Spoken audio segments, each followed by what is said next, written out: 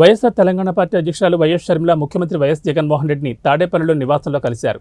తన తనయుడు రాజారెడ్డి వివాహానికి విచ్చేయాలని ఆహ్వాన పత్రికను అందజేశారు. తొలి ఆహ్వాన పత్రికను తన తండ్రి మహానేత వైఎస్ రాజశేఖర రెడ్డి సమాధి వద్ద ఉంచి ఆశీస్సులు తీసుకున్న విషయం అందరికీ తెలిసిందే. హైదరాబాద్ నుంచి టీడీపీ అధ్యక్షుడు చంద్రబాబుకు అత్యంత సన్నిహితుడైన బీజేపీ ఎంపీ సీఎం రమేష్కు చెందిన Ritwik green power and aviations limited సంస్థకు చెందిన ప్రత్యేక విమానంలో కుటుంబ సభ్యులతో కలిసి ఆమె వచ్చారు. రాజశేఖర రెడ్డి గారి మనవడి పెళ్లి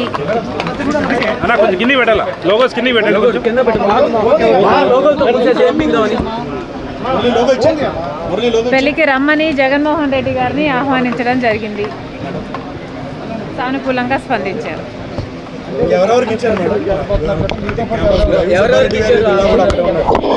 ఇంకా ఎవరికి ఇవ్వలేదు.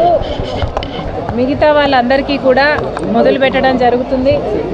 పెళ్ళి అనేది చాలా ముఖ్యమైన విషయం కనుక అందరూ వచ్చి నా కొడుకును ఆశీర్వదించాలని మనస్ఫూర్తిగా కోరుకుంటున్నాను.